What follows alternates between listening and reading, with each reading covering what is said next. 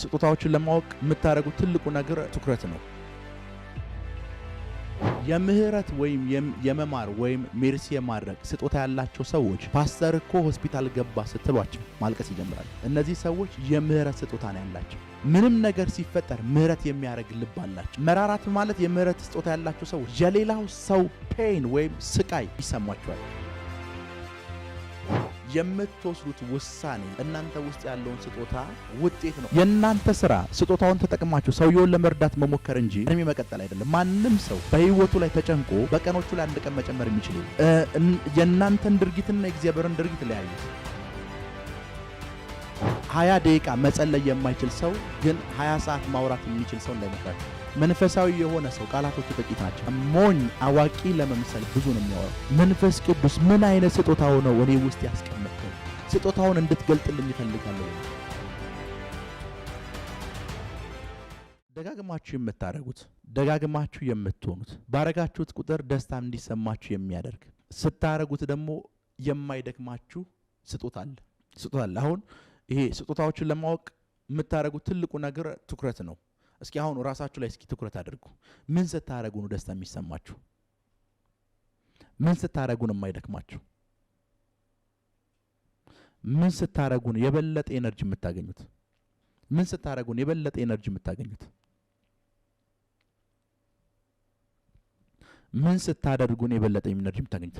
አንደኛ ስጦታችሁን የምታውቁበት መንገድ ይሄ ነው። ሁለተኛ ስጦታችሁን የምታውቁበት መንገድ ክብር ለኢየሱስ ይሁን። እስኪ ወደ ሮሜ 12 እንመለስ። ሮሜ 12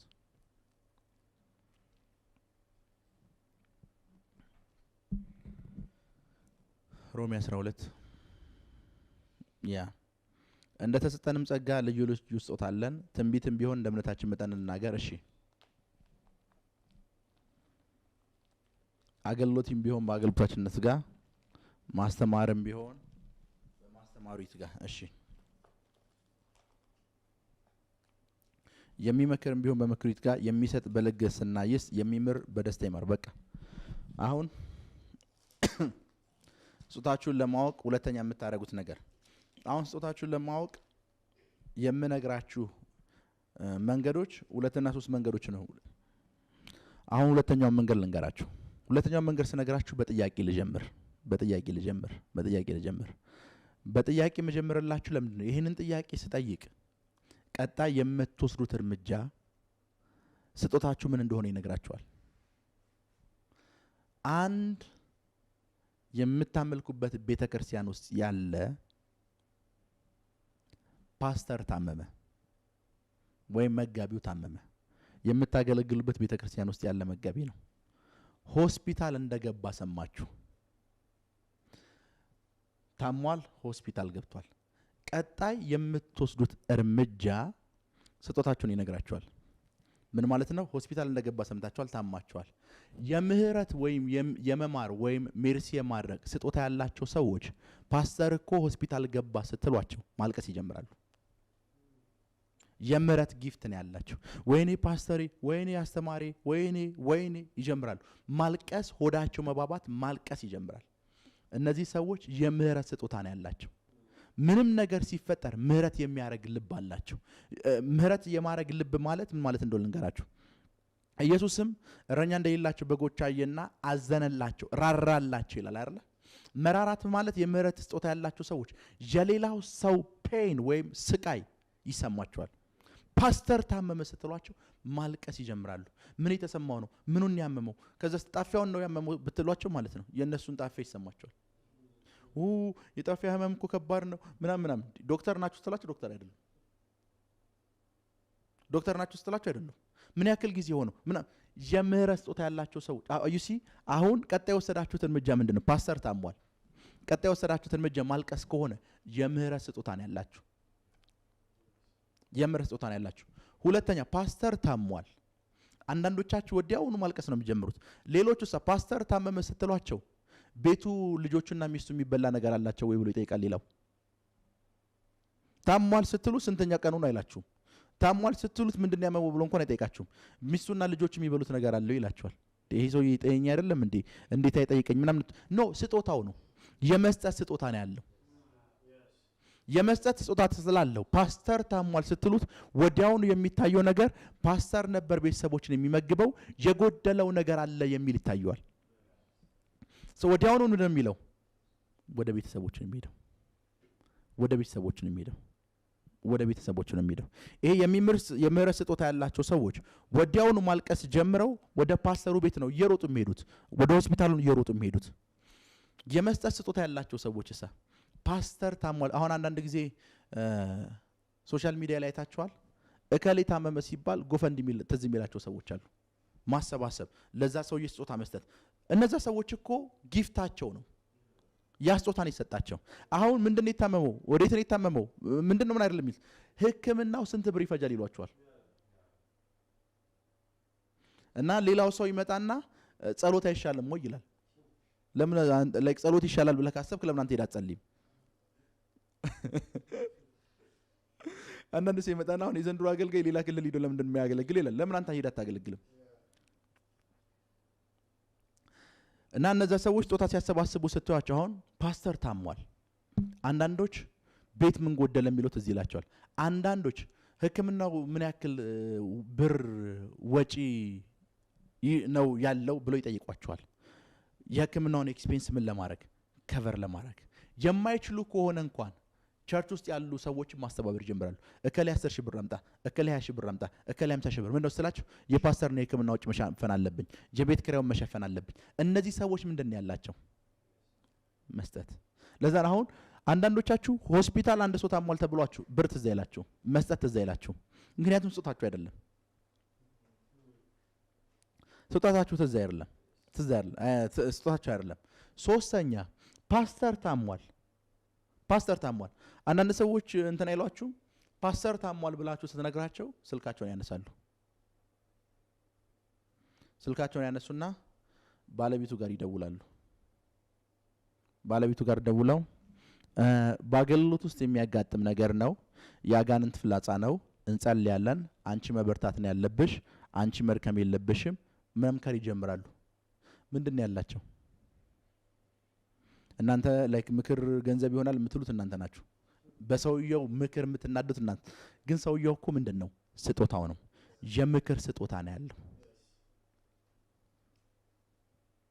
የምክር ስጦታ ነው ያለው። አንዳንዱ ሰው ፓስተር ታሟል ስትሉት ኔክስት ምን እንደሚላችሁ ታውቃላችሁ? ታሟል እኮ ነው ያላችሁት ፓስተር፣ ቀጣይ እሑድ የሚያገለግለው ማን ይላችኋል? መመደብ አለብን አገልጋይ ይላችኋል። አንተ ፓስተር ታሞ ስለ ቸርቹ ታስባለህ፣ ስለ አገልግሎት ታስባለህ ነው የምትሉት። ይሄ ሰውዬ ምንድነው ያለው ካላችሁ የአገልግሎት ስጦታ ነው ያለው። አገልግሎትም ቢሆን በአገልግሎታችንነት ጋር ላይ ያለው ጳውሎስ ይሄ ሰውዬ ምን ስጦታ ነው ያለው? የማገልገል ሆስፒታል ሂዶ ፓስተሩን ቼክ ላይ ያደርገው ይችላል። ከዛስ ፓስተሩ ተሽሎት ሲመጣ እንዳውር የሚቆጥሩት ይሄኛውን ነው። ግን ሰውዬው ምንድነው እያደረገ ያለው? ስጦታውን ነው። ሰውዬው የገለጠ ያለው ምንም ነው? ስጦታውን ነው። አገልግሎት ስለሆነ አገልግሎቱ እንትን ማለት የለበትም፣ ክፍተት መፈጠር የለበትም። ሌሎቹ አልታያቸውም የክፍተት ዩሲ አሁን ሆሊ ስፒሪት እንዴት ሁሉንም ቀዳዳዎች በስጦታ እንደደፈናቸው። ሁሉም ሰዎች እኮ በተዘዋዋሪ ይሄንን ፓስተር እያገለገሉት ነው። ያቺ የሚምር ስሜት ተሰምቷት እየሮጠች ሂዳ ፓስተሩን አክፋ የምህረት ጸጋ ያላት ወይም ስጦታ ያላት ሴት ፓስተሩን አክፋ ስታለቅስ እግዚአብሔር ምን አይነት የሚራራ ልብ እንዳለው በዛ ሴት ውስጥ ያዋል። ቢኮዝ ስጦታው የሱ አይደለም፣ መንፈስ ቅዱስን በዛ ስጦታ ውስጥ ያዋል። ለእያንዳንዱ መንፈስ ቅዱስን መግለጥ ይሰጣል ያለው ስጦታው ራሱ መንፈስ ቅዱስን ይገልጥላቸዋል። ከዛስ የሚሰጥ ስጦታ ያለው ሰውስ ለፓስተሩ ያን ሁሉ የህክምናውን ወጪ የልጆችን ወጪ ለመሸፈን ሲሯሯጥና ገንዘብ አውጥተው ሲሰጡት ማልቀስ ይጀምራል። እግዚአብሔር ብቻዬን አልተወኝም፣ እየረዳኝ ነው፣ እያገዘኝ ነው ብሎ ማልቀስ ይጀምራል። ለምን? ስጦታ ሰጥቷል። መንፈስ ቅዱስ የመስጠት ስጦታ ያላቸውን ሰዎች ሰጥቷል። በዛ ስጦታ ውስጥ ማንን ነው የምታዩት? መንፈስ ቅዱስን። የሚመክርሳ አሁን ባለቤቱ ጋር ደውሎ አንድ ሰው ሲመክራት አንቺ ራስሽ እንዳትጠይ፣ ልጆችሽ ሀዘንተኛ ፊት ማየት የለባቸውም፣ ልጆችሽ አንቺን አይተው ነው የሚበረቱት ምናምን ብሎ አንድ ሰው ሲደውላት ለባለቤቱ እግዚአብሔር በምክሩ ግሩም እንደሆነ ያ ቤተሰብ ይረዳል። ከዛስ ፓስተሩ አሁን ታሟል፣ ስለ አገልግሎት የሚያስብበት ጊዜ የለም። የአገልግሎት ስጦታ የተሰጠው ሰው ደግሞ እንትና ጸሎት ይምራ፣ እንትና እንደዚህ ያድርግ፣ እንደዚህ ያድርግ ሲል ፓስተሩ አገልግሎቱ እሱ ስለታመመና ስላልታመመ የሚቆም እንዳልሆነ ይረዳል። ቤተክርስቲያኒቱ የሱ ሳይሆን የጌታ እንደሆነች ይረዳል። ጌታ ኢየሱስ ስለ ቤተክርስቲያን ሲያወራ ቤተክርስቲያኔን በዚህ ዓለት ላይ መሰረታለሁ ነው ያለው። ያ ማለት ቤተክርስቲያኒቱ የጴጥሮስ አይደለችም፣ ቤተክርስቲያኔን ነው ያለው ኢየሱስ። ቤተክርስቲያኒቱን አገልግሎቱ እሱ ቱማች መጨነቅ እንደሌለበት ይገባዋል፣ የጌታ እንደሆነ ይገባዋል። ይሱ እያንዳንዱ ስጦታዎች በእነዛ ስጦታዎች የሚገለጠው መንፈስ ቅዱስ ነው። ከዛ አንዳንዱ ደግሞ ፓስተር ታሟል ስትሉት የፈውስ ስጦታ ያለው ሰው እንሂድና እንጸልይለት ይላል። እንሂድና እንጸልይለት ይነሳል፣ ችግር የለውም ይላል። አንድ ታምራት ማድረግ ስጦታ የተሰጠው አንድ ማቀው አገልጋይ አለ። የሞቱ ሰዎች በእጆቹ ይነሳሉና አንድ ቀን አንድ ሴት ቢሮ ሄደችና አባቴ ሞቶ ስትለው ነኔ ተነሽ ይነሳል አላት። አላስጨረሳትም። ኢትዮጵያ ውስጥ ነው የምነግራችሁ። አባቴ ሞቶ ስለ እኔ ተነሽ ይነሳል። ምን ይላል? ይነሳል። እርግጠኛ ነህ? አዎ ይነሳል። ቤተሰቦቿ ጋር ደወለች፣ ተሰብሰቡ አለቻቸው። ተሰበሰቡ። እሱ እርግጠኛው ነው። እግዚአብሔር አስነሳዋለሁ ብሎኛል፣ ይነሳል አላት። ያው የእምነት ስጦታ ስለሆነ ያለው እምነቱን ነው እንትን ያለው ይሰነሳል። ከዛ ቤታቸው ሲገባ አባትየው ከሞተ 9 ዓመቱ ነው። ሴትዮዋን ስላላስጨረሳት ነው። አባቴ ከሞተ ስትለው ኦኬ ነይ አሁን እንሂድ ይነሳል አላት።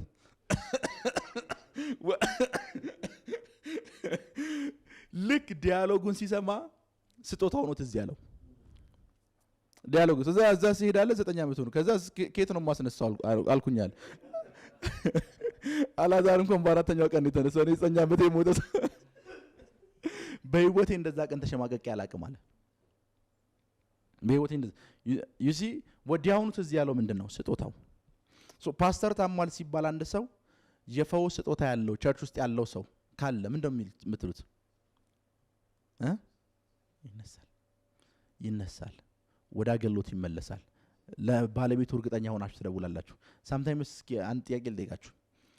ቸርች ውስጥ የሆነ ሰው ሲታመም ለምን ሄዶ አይጸልይለትም እኮ ትላላችሁ ራሳችሁ። ልክ ነኝ አይደል? እከሌ እኮ ሄዶ ቢጸልይለት ትላላችሁ። እከሌ ውስጥ ባለው ስጦታ እናንተ እርግጠኛ ስለሆናችሁ እኮ ነው እከሌ ሄዶ ይጸልይለት የምትሉት። ከዛስ የትንቢት ስጦታ ያለው ሰውስ ምን ይላል? ፓስተሩ እንትን ተብሏል። አይ ሰይጣን የሚመጣውን ክብር ስላየ ነው ይላል።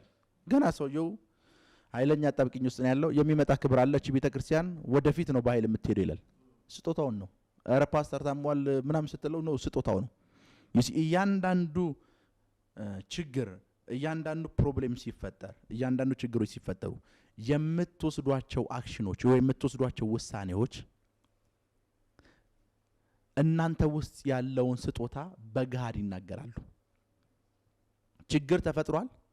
ለተፈጠረው ችግር የምትወስዱት አክሽን አለ፣ የምትወስዱት ምን አለ? ውሳኔ አለ።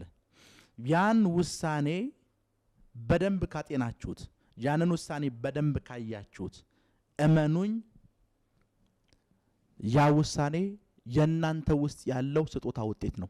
አሁን ስጦታው ከናንተ ሲወጣ አገልግሎቱ ነው እንደሚወጣው አገልግሎቱ ነው የሚወጣው። ፓስተር እዛ ታሟል፣ የመስጠት አገልግሎቱ ነው ወጣ። የምህረት አገልግሎቱ ነው ወጣ። የፈውስ አገልግሎቱ ነው ወጣ። አሁን ለተፈጠረው ችግር የምትወስዱት አክሽን፣ የምትወስዱት ውሳኔ ወይም ድርጊት እናንተ ውስጥ ያለውን ስጦታ ይነግራችኋል። እናንተ ውስጥ ያለውን ስጦታ ይነግራችኋል። አንዴ ያስታውሳለሁ አንድ ወደ ጂንካ መስመር አንድ ትልቅ ባለስልጣን የሆነ ልጅ አለ። ትልልቅ የሚባሉ የመንግስት ሰዎች ጋር ዳይሬክት ኮንታክት ያለው። በታይሙ ሲመጣ ምንም ነገር አልነበረው።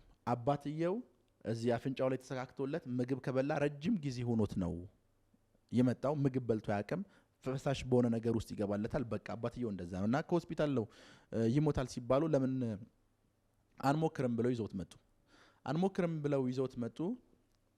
ተቀመጠ። ይዘውት መጡ። በር ላይ ይታመምሳለው ብሎ አይ ቲንክ ፕሮፌት ኦቨር ይመስለኛል። አዎ እንደዛ ብሎ ነገረኝ። ኦኬ ሰውየው ተቀምጧል። ከዛ አገኘሁት። ምንህን ነው የሚያምህ? ይሄን አሁን የጠበቀው ሰውየው ምን እንደሆነ ልንገራችሁ። እዛው ቲተሮቹን ይሄ ካኪተሩም ነው የሚባሉት እነሱን ነቃቅዬ ሂድ እንድለው ነው። ከዛ እንደዚህ ያልኩት አንተን አየሁ፣ አንተን እያየሁ ጎረቤት እንደዚህ የሚባል ሰው አለ አልኩት። አዎ አሁን በደምብ ስም የፈውስ ስጦታ ያለው ሰውዬ ዳይሬክት ሰውየው ወደ መፈወስ ነው የሚገባው። አንተን እያየሁ እንትና የሚባል ጎረቤትን አየሁት። አዎ በመሬት ጉዳይ ተጣልታችሁ ነበር። አዎ በመሬት ጉዳይ ተጣልታችሁ አንተ መሬቱን ወሰርክበት። አዎ ይሄ ሰውዬ አንተን ስም ጽፎ ጠንቋይ ቤት ሄዷል አልኩት። ከዛ በኋላ ይሄ በሽታ የጀመረ። አዎ ከመሬቱ በኋላ በሽታ የጀመረ አለኝ። አዎ በቃ ተፈውሰሃል ሂድ። በቃ አለኝ። አዎ ተፈውሰሃል ሂድ። ከዛ አልለቀልኩለት፣ ምንም አላደረግኩለትም፣ ሄደ። ፕሮፌሲን የነገርኩት 2 ደቂቃ ነው የፈጀው ይሄንን መልእክት ለማምጣት። ከዛ ሰዎቹ የሚጠብቁት ጸሎት ሌላ ነው፣ ሰዎቹ የሚጠብቁት ነገር ሌላ ነው። ይሄንን ሰውዬ መርዳት ካለብኝ ልረዳው የምችለው በምንድን ነው ካላችሁ በተሰጠኝ ስጦታ ነው። የመስጠት ወይም የልግስና ስጦታ ቢሆን የሚሰጠኝ ቸርቹን አስተባብሬ ብር ሰጥቼው ሸኘዋለሁ። አሁን የነብይነት አገልግሎትና ስጦታ ስለሆነ ይሰጠኝ። ፕሮብሌሙ የት ጋር እንደጀመረ አየሁት፣ መቼ እንደጀመረ አየሁት።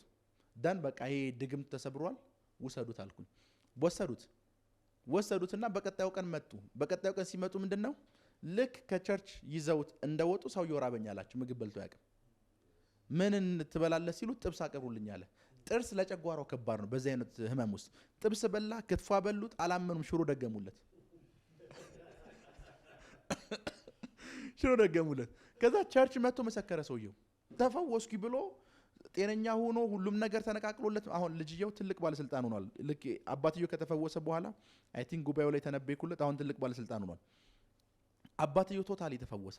ዩሲ ችግር ያያችሁ ሰዓት የምትወስዱት ውሳኔ ምን ይነግራችኋል ከተባለ እናንተ ውስጥ ያለውን ስጦታ ውጤት ነው። የምትወስዱት ውሳኔ ወይም የምታደርጉት ድርጊት እናንተ ውስጥ ያለው ስጦታ ነጸብራቅ ነው።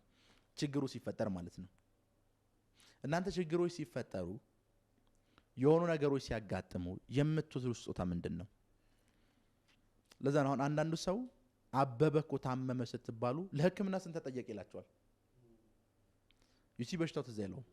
የልግስና ስጦታ ነው ያለው፣ የመስጠት ስጦታ ነው ያለው። እናንተን የምትናደዱበት ለምን አይጸልይለትም ብላችሁ የምትናደዱት እናንተ ናችሁ። ሄሎ። ሶስተኛ ስጦታችሁ የምታውቁበት መንገድ፣ ሶስተኛ እየተጠቀማችሁ ነው ምላሻችሁ ማየት ፈልጋለሁ። ዩቲዩብ ላይ ያላችሁ፣ ፌስቡክ ላይ ያላችሁ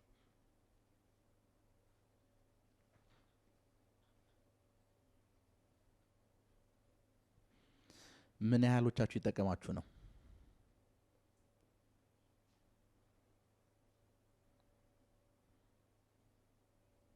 ምን ያህሎቻችሁ አሁን ከነገርኳችሁ በኋላ እናንተ ውስጥ ያለው ስጦታ ገብቷችኋል?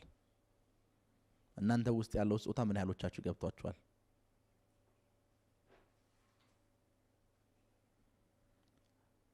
ነብይ አሁን አገኘሁት የምትሉ ሰዎች ጻፉልኝ። ምን ያህል ስጦታው ገብቷችኋል እናንተ ውስጥ ያለው?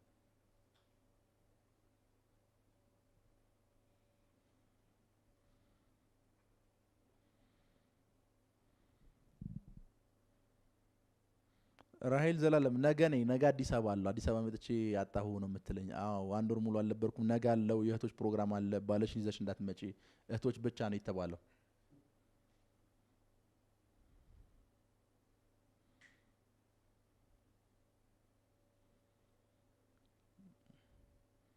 ሜርሲ ሀብቴ ስጦታውን አግኝቼዋለሁ።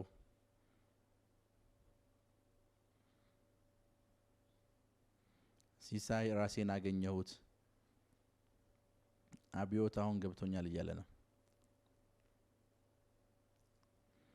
አሁን 3ና 4ኛ ነግራችኋለሁ። ግን አሁን የነገርኳችሁ ሁለቱ ነገሮች እንኳን ሌላ ተጨማሪ ነገር ባይነገራችሁ በቂ ናቸው። ሌላ ተጨማሪ ነገር እንኳን ባይነገራችሁ በቂ ናቸው። ደቡብ አፍሪካ ያላችሁ ሰዎች እርግጠኛ አይደለሁም፣ ግን በቅርብ ኬፕ ታውን እመጣለሁ።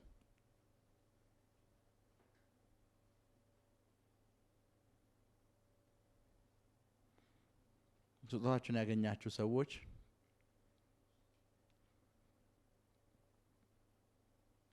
ኤርሚያስ ገብቶኛል እያለ ነው። አለም ፀሐይ ልክ እንደዛው። ተመስገን ተሰማ የፈውስ ስጦታ እንዳለኝ አይቻለሁ።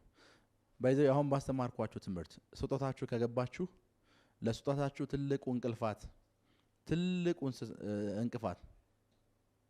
እንቅፋት ምን እንደሆነ ልንገራችሁ። ለስጦታችሁ ትልቁ እንቅፋት ፍርሃት ነው። ያለ ፍርሃት ከዚህ በኋላ አድርጉት።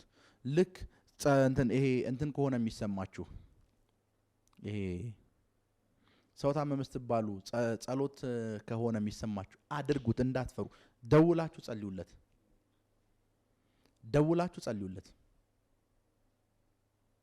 ደውላችሁ ስልካችሁን አንስታችሁ ጸልዩለት፣ እንዳትፈሩ። ደውላችሁ ጸልዩለት፣ እንዳትፈሩ፣ አድርጉት። ፍርሃት ነው እንቅፋት።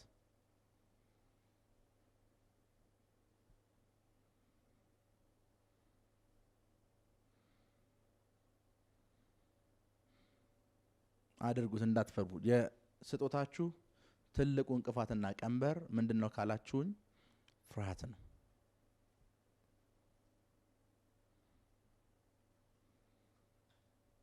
የስጦታችሁ እንቅፋት ፍርሃት ነው። እንዳትፈሩ፣ አድርጉት፣ እንዳትፈሩ።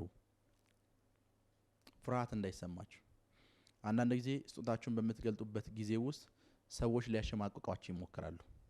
ምሳሌ የልግስና ስጦታ ኖራችሁ ሰው ታሟል ስትባሉ ልክ ገንዘብ ማሰባሰብ ወይም መርዳት ስትጀምሩ ምንድነው ሁሉ ጊዜ ልመና ይላችኋል ሰው። ለምንድን ነው እንደዛ የሚናገሯችሁ? በደንብ ስሙኝ። እያንዳንዱ ሰው የራሱ አፉ የሱ ነው፣ ቃሎቹ ግን የሱ ላይሆኑ ይችላሉ። አንዳንዱ ሰው እነዛ ቃሎች ፍሮም የጨለማው ዓለም ከአጋንንት ዓለም ሊሆኑ ይችላሉ። ስጦታችሁን እንዳትገልጡት፣ እንዳትጠቀሙበት። አንዳንዱ ሰው አሁን ዲስኬሬጅ በማድረግ የታወቀ ነው። ሰዎችን ውስጣቸው ያለውን ነገር በመግደል የታወቀ ነው። ምሳሌ አሁን ልሳን የመናገር ስጦታ ያላቸው ሰዎች አሉ። ልክ የአሜሪካ ቪዛ አገኘው ስትሏቸው ብራካቶ ይቀውጡታል። እኔ ሌላ እኮ ምንም ነገር አላልኩም። የአሜሪካ ቪዛ ያገኛል ነው ያላችኋቸው። ሌላ ላችኋቸው ልሳን ነው ትዝ የሚላችሁ ይለቁታል። ቸርች ገብተው እናንተ የሰበካችሁ እነሱ ኃይለኛ የሆነ ልሳን ጸሎት ናቸው። አንዳንዴ እኮ አሁን ሁላችንም ጸጥ ብለን እንማራለን ስትል እሺ አይሉም። ራካቶሳ ሊብራዲያ ለነሱ እሺ ነው። ጸጥ በሉ ስትላችሁ ብራካቶ እንዶሮቦስ ይላችኋል።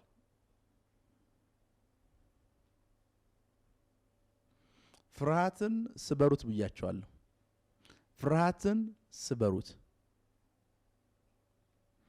ፍርሃትን በደንብ አድርጋችሁ ስበሩት። አትፍሩ።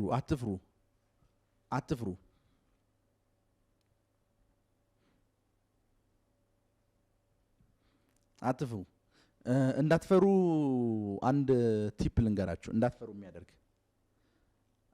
እንድትፈሩ የሚያደርጋችሁ ነገር አንደኛው ትልቁ እንድትፈሩ የሚያደርጋችሁ ነገር ምንድነው ከተባለ የሆነ ነገር ካደረጋችሁ በኋላ የሰዎቹ ምላሽ ነው የሚያስፈራችሁ። ላለመፍራት ማድረግ ያለባችሁ ነገር ምንድነው? ለምንም አይነት ምላሽ ጆሮ አለመስጠት ነው። መጽሐፍ ቅዱስ የባሪያዎችን ጆሮ አደነቆራለሁ ይላል። የእግዚአብሔር ባሪያዎች ከሱ ውጭ ሌላ እንዳይሰሙ። ምክንያቱም ከእግዚአብሔር ውጭ ሌላ መስማት ከጀመራችሁ እግዚአብሔር ማገልገል አትችሉ። ለዛ ነው እኔ ማን ነኝ ሲላቸው ከሰፈር የሰሙትን ነገሩት። አንተ ከነቢያት ወገን አንዱ ነህ አሉት። አንተ ኤልያስ ነህ፣ አንተ ኤርሚያስ ነህ። ከሰፈር ነው የሰሙት። እሱ እኮ ብዙ ጊዜ ደጋግሞ እኔ እግዚአብሔር ልጅ ነኝ ብሎ አስተምሯል፣ ነግሯቸዋል። ከሱ ሰምቶ አያውቁም። ሁሉ ጊዜ ከሰፈር ነው የሚሰሙት። ምን ማለት ለምንም አይነት ምላሽ ጆሮ አለመስጠት። አንዳንዴ አሁን ምን አለ መሰለህ፣ አንዳንድ ሰዎች አሁን በነቢይነት አገልግሎት ለማገልገል ስታስቡ ወይም ያስጦታ ኑሯችሁ እንትን ስትሉ ሲያዩዋችሁ የነብይነትን አገልግሎት ነብይ የተባለ በሙሉ የ6ኛ ክፍል ሰርተፊኬት ያለው የሚመስላቸው ሰዎች አሉ። እንደዛ ብለው ያሸማቀቋቸዋል። በዚህ ዘመን ነብይ ለመሆን አለመማር ነው አለ አንዱ። አልተማረም ሰውየው ራሱ። ያሸማቀቋቸዋል። ያ ማለት ለመተንበይ ኔክስት አቅም ታጣላችሁ። ከተነበይ አልተማረም ይሉኛል ብለህ እንድታስብ ያደርገዋል። አእምሮ እንደሌለህ እንድታስብ ያደርገዋል።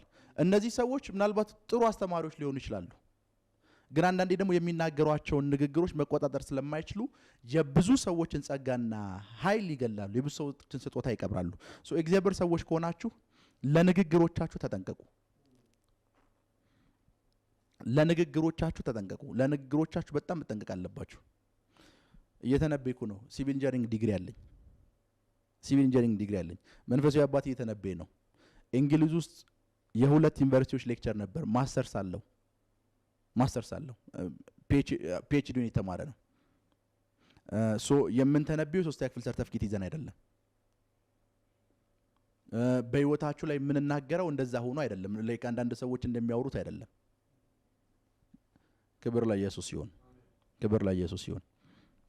አንዳንድ ጊዜ ብን አገልጋዮች ሲሳሳቱ ሁለት ነገር ለዩ። አገልጋዮች ሲሳሳቱ ስጦታው አይደለም የሚሳሳተው፣ ሰዎቹ ናቸው የሚሳሳቱት። ሰዎቹን ተናገሩ፣ ስጦታው ጋር አትምጡ። ስጦታው ተሳስቶ አያውቅም፣ ሰዎቹ ግን ሊሳሳቱ ይችላሉ።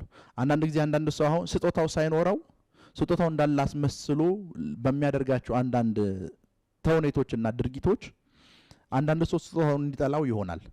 ስጦታው የነብይነት ስጦታ ወይም የትንቢት ስጦታ ከመንፈስ ቅዱስ የሚሰጥ እንጂ ከሆነ ትምህርት ቤት የሚቀዳ አይደለም። ስጦታው ጋር ችግር የለም። ስጦታውን እገልጧለሁ ወይም ስጦታው አለኝ የሚለው ሰውዬ ግን ችግር ሊኖርበት ይችላል። ሰውየውንና ስጦታውን ለዩ። ድንጋይ ስትወረውሩ ሰውየውንና ስጦታውን ለዩ።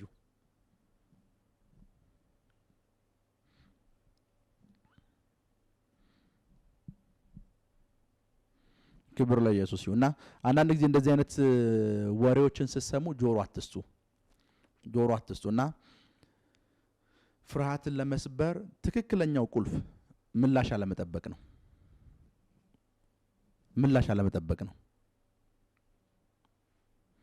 ፍርሃትን ለመስበር ትክክለኛው ቁልፍ ምላሽ አለመጠበቅ ነው።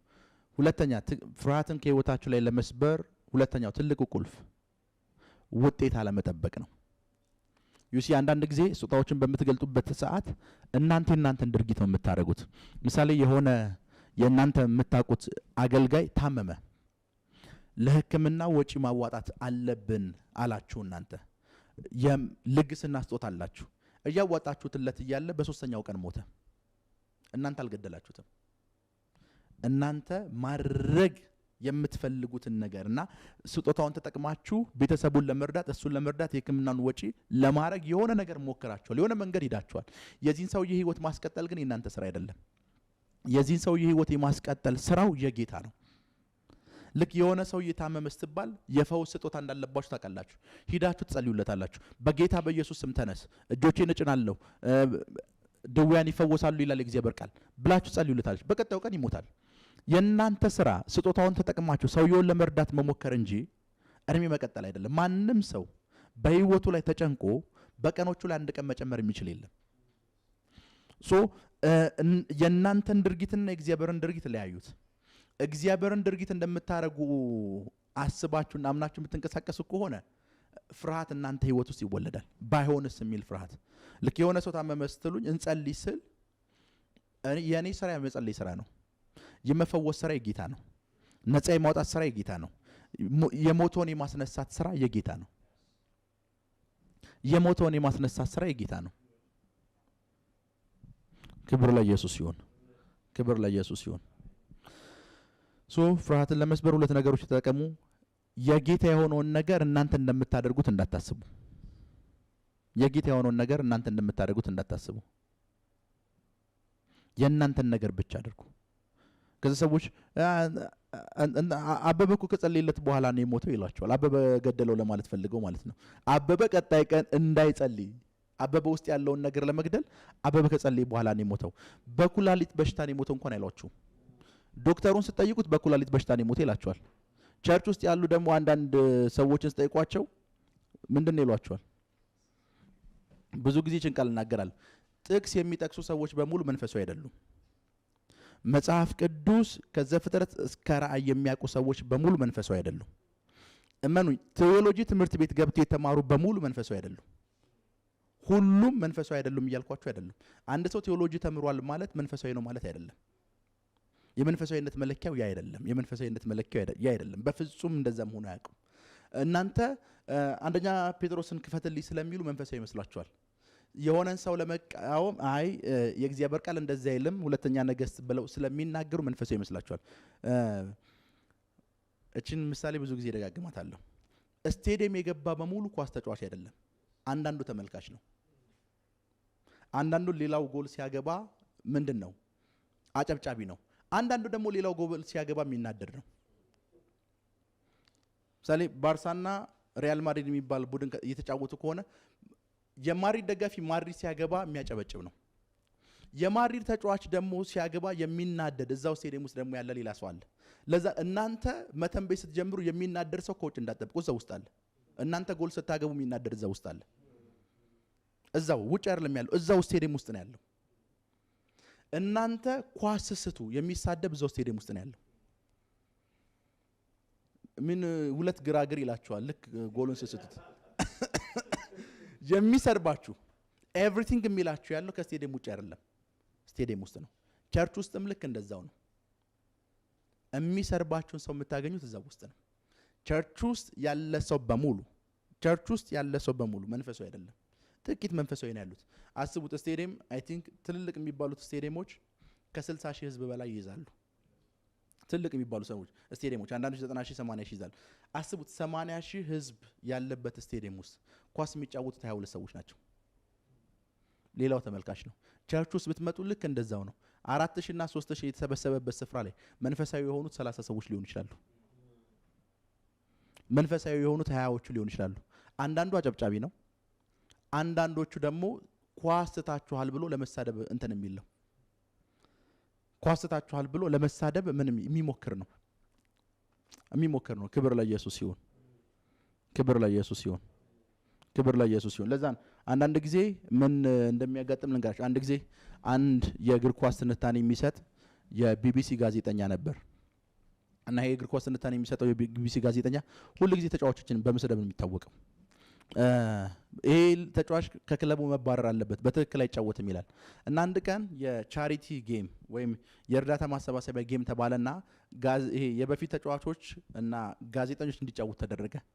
አስቡት ከአንዱ ጥግ እስከ አንዱ ጥግ ከ100 እስከ 120 ሜትር ይሆናል ኳስ ሜዳ።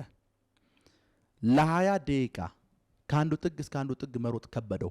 ምኑ ካላችሁኝ ጋዜጠኛው። ከዛስ ልክ ሲወጣ እንዴት ነበር ጨዋታው ሲባል አሁን ስህተት ይገባኝ አለ። 90 ደቂቃ ያለ መድከም የሚጫወቱ ሰዎችን 20 ደቂቃ መጫወት ማልችለው እኔ ነበር ሰርባቸው የነበሩ አለ። አንዳንዶች የሚሳደቡ ሰዎችን አይታችኋቸው ከሆነ አንዳንዶች 20 ፍቅረኛ ያላቸው ናቸው። 20 ፍቅረኛ የናንተ ስህተት የአደባባይ ስለሆነ ይሰርቧቸዋል። የነሱ ደግሞ የተደበቀ ነው። የነሱ የተደበቀ ስለሆነ ሊያሸማቀቁ፣ የነሱ ጉድ ሆሊ ስፒሪት ቢገልጥላችሁ የናንተ ምንም ነው ከነሱ አንፃር ታነጻጸሩት። 20 ደቂቃ መሮጥ የማይችል ሰው። ለዛ ነው ሁሉ ጊዜ ሲመክራችሁ መንፈሳዊ የሆነ ሰው ይምከራችሁ። ከመንፈስ ቅዱስ ጋር መነካካት ያለው ሰው ይምከራችሁ።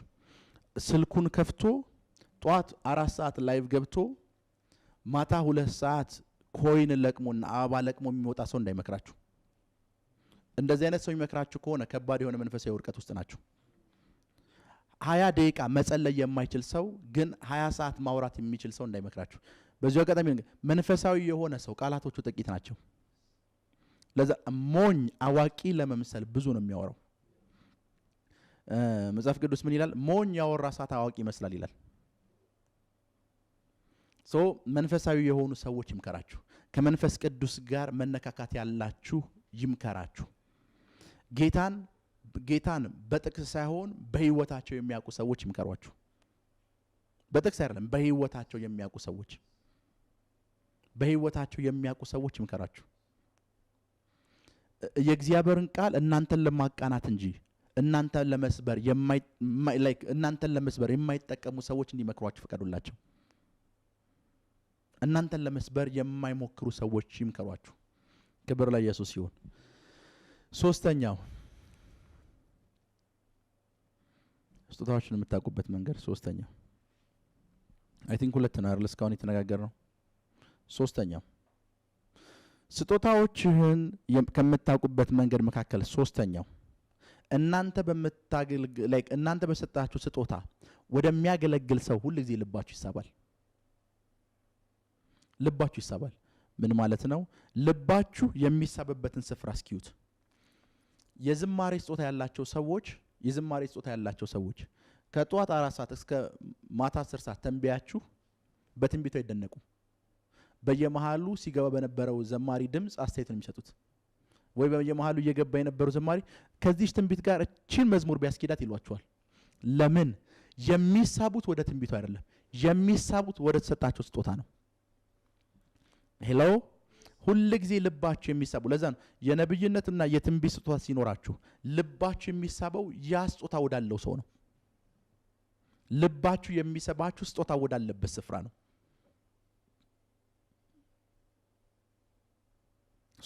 ልባችሁ የሚሳብበት ስፍራ፣ ልባችሁ የሚሳብበት ቦታ ስጦታችሁ ምን እንደሆነ ይነግራችኋል። የመምከር ስጦታ ያላቸው ሰዎች አስተማሪዎች ናቸው የሚስቧቸው። የመምከር ስጦታ ያላቸው ሰዎች አስተማሪዎች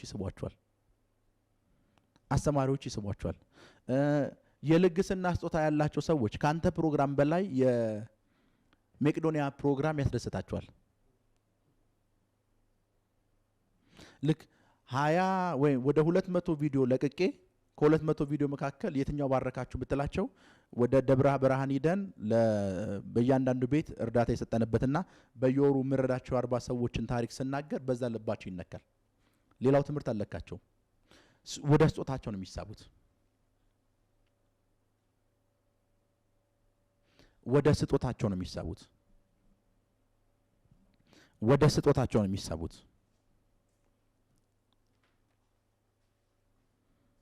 ወደ ስጦታቸው ነው የሚሳቡት። ክብር ለኢየሱስ ይሁን። ወደ ስጦታቸው ነው የሚሳቡት። ሁሉ ጊዜ እናንተን የሚሰባችሁ ነገር ምንድነው ካለ ሁሉ ጊዜ እናንተ ውስጥ ያለው ስጦታ ተመሳሳይ ስጦታ ወዳለው ስፍራ ነው የሚሰባችሁ። ለዛ ነው የዝማሬ ስጦታ ያላቸውን ሰዎች አይታችኋል። ቀኑን ሙሉ መዝሙር ሲሰሙ ነው የሚውሉት። ቀኑን ሙሉ ዛሬ የወጣን አልበም ያቃሉ፣ ነገን የወጣን አልበም ያቃሉ። ሲያገኟቸው የእንተናን አልበም ሰማሁ ይሏቸዋል። ወደዛ ነው የሚሳቡት። ይሄ የአገልግሎት ስጦታ ያላቸው ሰዎች ደግሞ ይሄ ወደ አገልግሎት ነው የሚሳቡት። ስለ አገልግሎት እግዚአብሔርን ስለማገልገል ስትተዋወሯቸው ደስ ይላቸዋል። ለማገልገል ስላሉ ነገሮች ስትተዋወሯቸው እጅግ በጣም ይደሳል። ወደዛ ነው የሚሳቡት።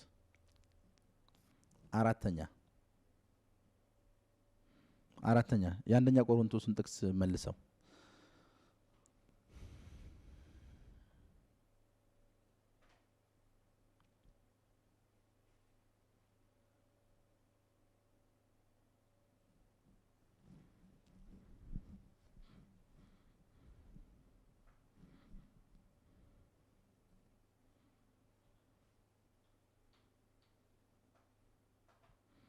ነገር ግን መንፈስ ቅዱስ መግለጥ ለእያንዳንዱ ጥቅም ይሰጠዋል። እሺ ለአንዱ ጥበብን መናገር በመንፈስ ይሰጠዋል፣ ለአንዱም በዚያው መንፈስ እውቀት መናገር ይሰጠዋል። በቃ እዚህ ላይ ቁም። በእነዚህ ትምህርት ይጠቀማችሁ ያላችሁ የምታዩኝ ሰዎች በሙሉ እስኪ ወደ የሁሉም ግሩፕ ሼር አድርጉት። ወደ ጓደኞቻችሁ ምን ያህሎቻችሁ ሼር አድርጋችሁታል? ጻፉልን። ምን ያክል ጊዜ ሼር እንዳደረጋችሁ ጻፉልን።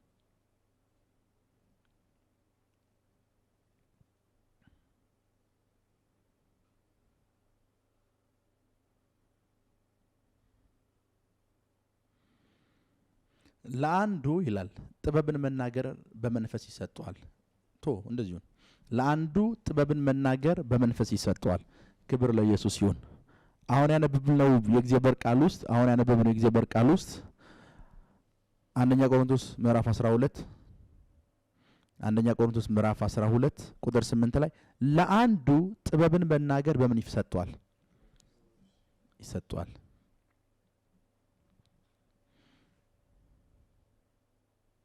ለአንዱ ጥበብን መናገር መንፈስ ይሰጠዋል። አሁን አራተኛ የምነግራችሁን ነገር ስሙኝ።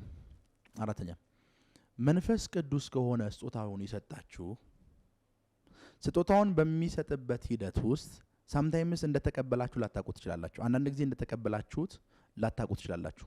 እሱ ነው ይሰጣችሁ። ሲሰጣችሁ ጠይቋችሁ አይደለም ይሰጣችሁ። ምን ልስጣችሁ ብሎ አይጠይቃችሁ። ምን ልስጣችሁ ብሎ አይጠይቃችሁም።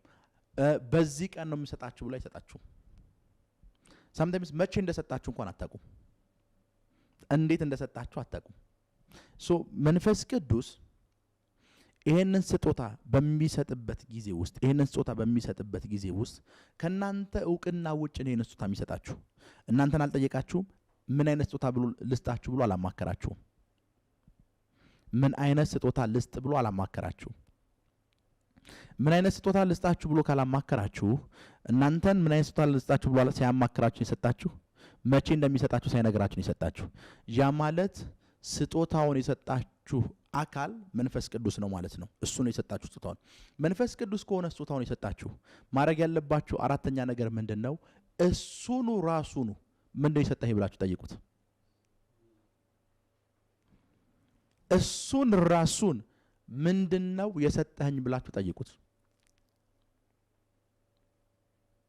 ራሱን መንፈስ ቅዱስን ምንድነው የሰጠኝ? የሰጠኝ ስጦታ ምን አይነት ነው ብላችሁ ጠይቁት፣ ይነግራችኋል። መጽሐፍ ቅዱሳችሁን ስታነቡት ጳውሎስና እነ ጳውሎስ ተሰብስበው እነ ባርናባስ በሚጸልዩበት ጊዜ መንፈስ ቅዱስ እነዚህና እነዚህን ለዩልኝ አለ አይደለ? አሁን በዛ ትንቢት ውስጥ ነግሯቸዋል። ምን ብሎ ለወንጌል ስራ እንደሚፈልጋቸው ነግሯቸዋል። ስጦታቸውም እንደሆነ ነግሯቸዋል። ስጦታው ነግሯቸዋል። አሁን ለአንዱ ጥበብ መናገር መንፈስ ይሰጣል ማለት መንፈስ ቅዱስ ኦልሬዲ ሰጥቷቸዋል። ጠይቁት፣ ምንድነው የሰጠኝ በሉት። መንፈስ ቅዱስ ምን አይነት ስጦታው ነው እኔ ውስጥ ያስቀመጥከው? ስጦታውን እንድትገልጥልኝ ይፈልጋል በሉት። እንደዚህ ብላችሁ የምትጸልዩ ከሆነ በህልም ይገልጥላችኋል፣ በራእይ ይገልጥላችኋል። በህልም በዛ ስጦታ ስታገለግሉ ራሳችሁን ታዩታላችሁ። አንዳንድ ጊዜ በትንቢት ይነግራችኋል። በምታምኑት የእግዚአብሔር ሰው በኩል ይነግራችኋል። የትም 20 ነብይ ጋር ብትሄዱ ያንኑ መልእክት ደጋግሞ ይነግራችኋል። ስጦታውን እሱ ስለሆነ የሰጣችሁ ሲሰጣችሁም ጠቅልሎ እናንተ ውስጥ ያስገባውም ስጦታውን ገልጣችሁ እንድታዩት አድርጎ አይደለም የሰጣችሁ። ምክንያቱም የሰጠበትን ቀን አታውቁትም። እናንተ ውስጥ ነው ያስገባው። ሲያስገባው እናንተ አታውቁም። እናንተ አላያችሁም ስጦታውን ሲሰጣችሁ። ኦልሬዲ ግን ስጦታውን ሰጥቷችኋል። የሰጣችሁን ስጦታ እሱ ያውቀዋል። ጠይቁት፣ ምን አይነት ስጦታ ነው የሰጠህ በሉት። ምን አይነት ስጦታ ነው የሰጠኸኝ? መንፈስ ቅዱስ በኔ ውስጥ ያስቀመጥከው ስጦታ ምንድነው? በዛ ስጦታ በሰጠኝ ስጦታ ማገልገል ፈልጋለሁ በሉት። በዛ በሰጠኝ ስጦታ ማገልገል ፈልጋለሁ በሉት። በሰጠኝ ስጦታ ማገልገል ፈልጋለሁ መንፈስ ቅዱስ በዛ ስጦታ ማገልገል ነው ፈልገው። ሶ ፕሊዝ መንፈስ ቅዱስ ስጦታውን ግለጥልኝ በሉት። ስጦታውን ግለጥልኝ፣ የሰጠኸኝን ስጦታ ንገረኝ፣ የሰጠኸኝን ስጦታ ግለጥልኝ በሉት። የሰጠኸኝን ስጦታ ግለጥልኝ በሉት። የሆነ ሰው መጥቶ የሆነ አገልጋይ መጥቶ ይነግራችኋል። በህልም ይነግራችኋል፣ ለራሳችሁ ይነግራችኋል። የልብ ኮንፈርሜሽን የውስጥ የመንፈስን ምስክርነት ይሰጣችኋል። የመንፈስን ምስክርነት ይሰጣችኋል። ንገረኝ መንፈስ ቅዱስ ምንድነው የሰጠህ ይበሉት። አስቡት፣ እኔ በሆን ስጦታውን የሰጣችሁ አንድ ነገር እርግጠኛ ሆኑ። ስሰጣችሁ ምንም እንኳን ብጠቀልለው ገልጣችሁ ታዩታላችሁ። ምንም ብጠቀልለው ገልጣችሁ ታዩታላችሁ። መንፈስ ቅዱስ የሰጣችሁ ስጦታ ግን እንደዚህ አይደለም፣ ገልጣችሁ የምታዩት አይደለም። አንዳንድ ጊዜ ስጦታዎችን እንኳን ስትጠቀሟቸውና ስጦታዎችን ስትገልጧቸው አውቃችሁ ያ ስጦታ እንደሰጣችሁ አውቃችሁ አይደለም የምትጠቀሟቸው። ኦልሬዲ ስጦታው ስለሰጠ ስጦታው እንድታገለግሉ የተሰጠው ስትናገሩት ሰምቲንግ ስታደርጉት ይገለጣል። እየተገለጠ እንኳን ያ ስጦታ እንደሰጣችሁ ላታውቁት ትችላላችሁ። ሶ መንፈስ ቅዱስ ምንድነው የሰጠህ ይበሉት። የዛሬ የጸሎት ርዕሳችሁ ይሄ ይሆናል። አሁን እያንዳንዱ ስጦታ ግን ተጠቅልሎ የተሰጠው ለምንድነው ሲባል መንፈስ ቅዱስን ለመግለጥ ነው። መሐሪ እንደሆነ ለመግለጥ፣ አፍቃሪ እንደሆነ ለመግለጥ፣ ስለ ነገ እንደሚያውቅ ለመግለጥ፣ እንደሚምር ለመግለጥ፣ እንደሚወዳችሁ ለመግለጥ፣ እንደሚያስብላችሁ ለመግለጥ፣ እንደሚረዳችሁ ለመግለጥ፣ እንደሚያግዛችሁ ለመግለጥ። ለነዚህ ነው ምኑን የሰጣችሁ? ስጦታውን የሰጣችሁ። ስጦታውን የሰጣችሁ ለዚህ ነው።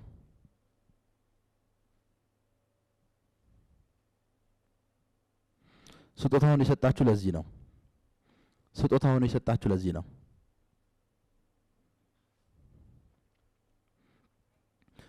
ስጦታውን ጠይቁት። መንፈስ ቅዱስ ምንድነው የሰጠህ ይበሉት።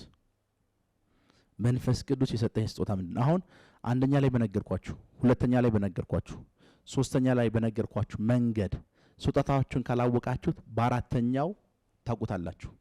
አሁን አንደኛውን የነገርኳችሁ ሰዎች አራተኛው ላይ ያስፈልጋችሁ ይችላል፣ ምክንያቱም ስጦታዎቹን አውቃችሁታል። ሁለተኛውን የነገርኳችሁ ሰዎች ስጦታቸውን ካወቃችሁት አራተኛውን የነገርኳችሁ ያስፈልጋችሁም። ሶስተኛውን የነገርኳችሁ ሰዎች ካወቃችሁት አራተኛው ጸሎት። ሶስቱንም ነግሬያችሁ አሁንም ድረስ ካልተገለጠላችሁና ካላወቃችሁት አራተኛው መፍትሄ ምንድነው ካላችሁኝ ጠይቁት። መንፈስ ቅዱስ ምንድነው የሰጠህ ይበሉት። እንዳትደክሙ። አንዳንዴ ምን ይፈጠራል መሰላችሁ? አንዳንዴ ድምጻችሁ ስለሚያምር ፓስተራችሁ ኳየር ያረጋችኋል። ድምጻችሁ ስለሚያምር ያስገባችሁ። ስጦታችሁ ግን አይደለም። ስጦታችሁ አይደለም። ስጦታችሁ ባልሆነ አገልግሎት 15 ዓመትና 20 ዓመት ትደክማላችሁ። ስጦታችሁ አይደለም 15 ዓመትና 20 ዓመት ትደክማላችሁ። ከዛስ ጥሩ ህይወት ስላላችሁ፣ ለትዳራችሁ ታማኝ ስለሆናችሁ፣ ለብዙ ነገሮቻችሁን ስለሆናችሁ የቤተክርስቲያን ሽማግሌ ያደርጓችኋል ወይም መጋቢ ያደርጓችኋል። ከዛ ስጦታችሁ ስላልሆነ ብዙ ነገር ታበላሻላችሁ። ስጦታችሁ ባልሆነ ስፍራ ላይ ስትገለጡ አትጠቅሙ።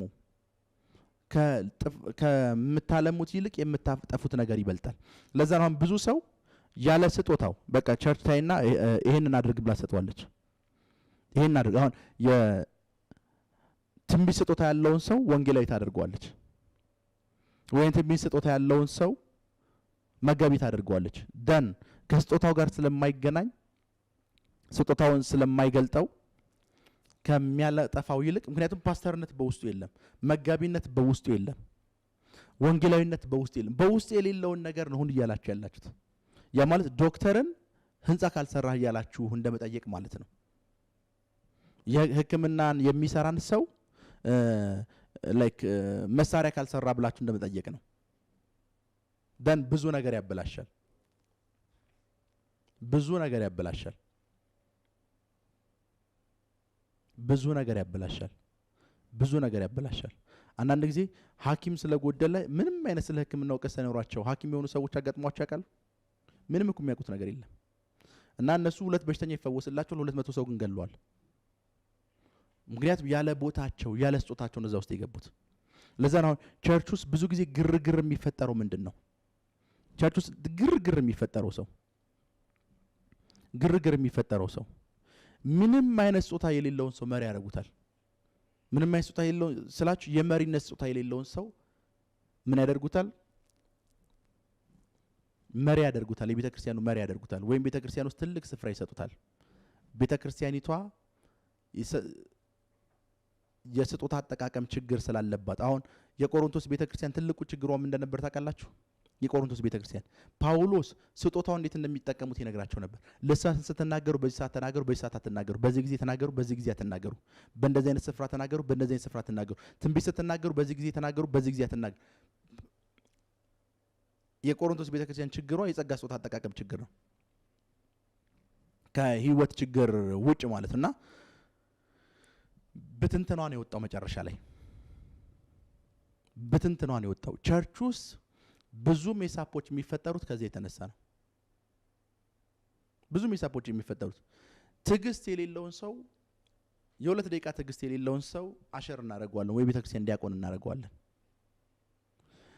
የቤተክርስቲያን ዲያቆን እናደርገውና ከ2 ሳምንት በኋላ የጉባኤው ግማሽ 50% ሰው ቸርች ቀርቷል። መኖስ ትባሉ ያሸር ይላቸዋል። ያሸር እንዴት እንደሚያወራ ያቅም፣ ሰው እንዴት መግባባት እንዳለበት ያቅም ምናምን ይሏቸዋል። እዛ ምንድነው ያላችሁ ስትሏቸው አይ ላስት ታይም ቸርች መጥቼ ወንበር ስጠኝ ስትሉት ሞልቷል ውጭ ተቀመጣለኝ። አይ ስለሚያመኝ ነው ስትል ካመመት አይደለም ለምን ትመጣለህ ይላቸዋል። አሸር ብላችሁ አስቀምጣችሁ ሰውዬ ካመመ ቤት ለምን አትቀመጥም ይሏቸዋል።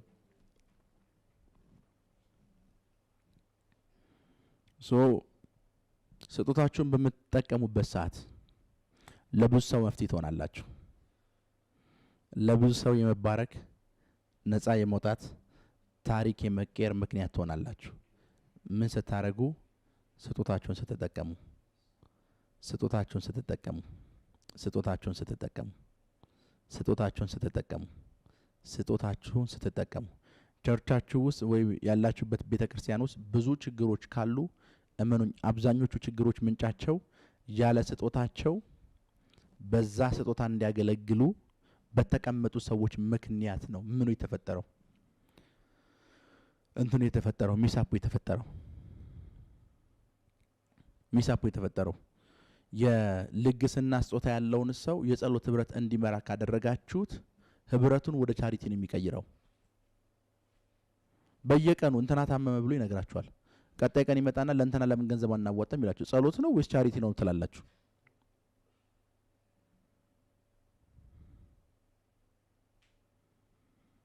ጸሎት ነው ወይ ቻሪቲ ነው? የመምከር ስጦታ ያለውን ሰው ደግሞ መጋቢ ያደረጋችሁ ሰዓት የመምከር ስጦታ ያለውን ሰው 40 ዓመት በሰላም የኖሩ የልጅ ልጅ ያዩ ሰዎችን ካልመከርኩ ብሎ እነሱን ከቸርች ያስቀራቸዋል። የመምከር ስጦታ ስላለው ብቻ አላገባም ስለ ሜሬጅ እንትን ይሰጣቸዋል፣ አሴት ይሰጣቸዋል። ስጦታዎችን በትክክል መጠቀም የጀመራችሁ ሰዓት እናንተ ውስጥ አሁን ቤተክርስቲያን ሄዳችሁ ቤተክርስቲያን የእናንተን ስጦታ እንድትነግራችሁ እንዳትጠብቁ። እንደዛ የምትጠብቁ ከሆነ ሞኞች ናችሁ። ቤተክርስቲያን ለተሰጣችሁ ስጦታ እውቅና ነው እንጂ የምትሰጠው ስጦታ ሰጪ አይደለችም። የስጦታው ሰጪ መንፈስ ቅዱስ ነው። ቤተክርስቲያን ለተሰጣችሁ ስጦታ እውቅና ነው የምትሰጠው። አሁን አንዳንዱ ሰው የት ቤተክርስቲያን ነው ነብይ ያደረገ ይላችኋል። ይመጣና ቤተክርስቲያን ነብይ ማድረግ ትችላለች እንዴ? ቤተክርስቲያን የነብይነት ስጦታ እንደተሰጠ አይታ ኮንፈርም ነው የምታደርገው፣ መስማማቷን ነው የምትገልጸው እንጂ ቤተክርስቲያን የትኛውም ስፍራ ላይ የእውቅና ስፍራ ነው የእውቅና ስራ እንድትሰራ ነው እንጂ የተሰጣት ጸጋ ስጦታ እንድታደል አልተሰጣትም። ቤተክርስቲያን ሄዳችሁ የቤተክርስቲያኑ ፓስተር ዲያቆን ስላላችሁ ዲያቆን እንዳትሆኑ። ማድረግ ያለባችሁ ነገር ምንድነው? መጀመሪያ ስጦታችሁን እናንተ ወቁት። ካወቃችሁት በኋላ ቤተክርስቲያን ስትሄዱ ስጦታችሁ ያ እንደሆነ ነገሯቸው። ከዛ ያን ስጦታ የቤተክርስቲያኑት መጋቢና የቤተክርስቲያኑት አገልጋዮች በንግግራቸው ያዩታል፣ በድርጊታቸው ያዩታል፣ በጸሎታቸው ያዩታል፣ በቃላቸው ያዩታል፣ በመታረጓቸው እያንዳንዱ ነገር ያዩታል። ከዛ በኋላ ኦኬ ይሄ ሰውዬ እንደተናገረው ይሄ ስጦታ አለው ብለው በዚያ ያገሉት መስክ ይመድቧቸዋል። አንዳንዱ ሰው ምንድነው ማገልገል የምትፈልገው ብዬ ጠይቃለሁ። ቤተክርስቲያናችን ውስጥ ያሉ መንፈሳዊ ልጆችን ፕሮፌት የስ አንተ ያልከኝን አገለግላለሁ፣ ነገ ዘምር ብለህ ዘምራለህ? አንተ ካልከኝ ያው ዘምራለሁ። ከዛ ብቻ ነው የምዘምረው፣ ጉባኤው ካንተ ጋር አይዘምርም። ስጦታችሁን መጀመሪያ እናንተ ወቁት። እኔ ስጦታችሁን እናንተ እንድታውቁት ነው ዛሬ ያስተማርኩት። እናንተ እንድታውቁት እናንተ ካወቃችሁት በኋላ በዛው ስጦታ እናንተ ማገልገል ትጀምራላችሁ። በደንብ ስሙ። ለማገልገል የሆነ ሰው መጥቶ አገልግሎ እስኪላችሁ እንዳትጠብቁ። ሁላችሁም አገልጋዮች ናችሁ። ስጦታችሁን ካወቃችሁት በዛ ስጦታ ከዛ አገልግሎትን መግለጥ ጀምሩ። የምህረት ስጦታ ከሆነ ያላችሁ ከሆስፒታል ሄዳችሁ አይዞ በርታ እግዚአብሔር አለ ምናምን ማለት ጀምሩ። ኖዋን እንዳትጠብቁ፣ ማንንም ሰው እንዳትጠብቁ። ጌታን ለማገልገል የማንንም ሰው ፍቃድ እንዳትጠብቁ። በደንብ ስሙኝ። ይህንን ቃል በድፍረት ነው የምናገረው። አንዳንድ ሰዎች ላይክ ራሳቸውን የፈቃጅ የሿሚ ሻሪ ቦታ ላይ ያስቀመጡ ሰዎች አሉ። ጌታን ለማገልገል የማንንም ሰው ፍቃድ እንዳትጠብቁ፣ ከማንንም ሰው ፍቃድ እንዳትጠይቁ። ጌታን ለማገልገል የቴዎሎጂ ዲግሪ ያስፈልጋችሁ። ጌታን ለማገልገል ቤተክርስቲያን ውስጥ 10 ዓመት መቀመጥ አይጠበቅባችሁ። ጌታን ለማገልገል ምን እንደሚያስፈልጋችሁ ልንገራችሁ። ጌታ ኢየሱስ ለጴጥሮስ በጎቼን ጠቦቶቼንና ግልገሎቼን ጠብቅ ከማለቱ ኃላፊነት ከመስጠቱ በፊት የጠየቀው ነገር አንድ ነው። ትወደኛለህ ብሎ ነው የጠየቀው። ጌታን እንድታገለግሉ የሚያረጋችሁ ለጌታ ያላችሁ ፍቅር ነው። ለጌታ ያላችሁ ፍቅር እንድታገለግሉት ያደርጋችሁ። እወድሃለሁ እንደምወድህ አንተ ታውቃለህ ከተባለ በኋላ ነው አገልግሎት ሲገባችሁ። ለጌታ ያላችሁ ፍቅር ነው እሱ እንድታገለግሉት የሚያረጋችሁ። ለጌታ ያላችሁ ፍቅር ነው እሱ እንድታገለግሉ። ኢየሱስን ስለምንወደው ነው ባሪያ ሆንለት። ማንም ሰው ለሚወደው ነገር ባሪያ ነው። ከማንም በላይ ስለምንወደው ሌላ ነገር ባሪያ ሳልሆን ለሱ ባሪያ ሆነናል። እሱን የወደዳችሁ ሰዓት ለሱ ባሪያ ለመሆን ፍቃዳችሁን ሰጣላችሁ። በምን ላገልግል ትላላችሁ? ኢየሱስ እኔ አንተን ነው ማገልገል እንፈልገው። ከዛስ መድረክ አትጠብቁም። ውጭ ላሉ ነፍሳት መመስከር ትጀምራላችሁ። ስለ ኢየሱስ መናገር ጀምራላችሁ። ለተቸገረው ሰው ምግብ ማብላት ትጀምራላችሁ። የልግስና ስጦታ የመርዳት ስጦታ ጀምራላችሁ። ኖዋንን እንዳትጠብቁ። ኖዋንን እንዳትጠብቁ። ምክንያቱም ሰማይ በተሰጣችሁ ስጦታ ምን ያክል አገልግላችሁበታል የሚለውን ይፈልጋል። የዛን ጊዜ በቤተ ክርስቲያን ፓስተሪ ምክንያት ያላገለገልኩት እንዳትሉ። ምክንያቱም የቤተ ክርስቲያናችሁ ፓስተር እንድታገለግሉበት ስጦታ የመስጠት አቅም የለውም። እሱ ለራሱ እንደናንተ ተሰጥቶት ነው እያገለገለ ያለው። እንደናንተ ተቀብሎን እያገለገለ ያለው። እናንተ ጀምሩት። ክብር ለኢየሱስ ይሁን።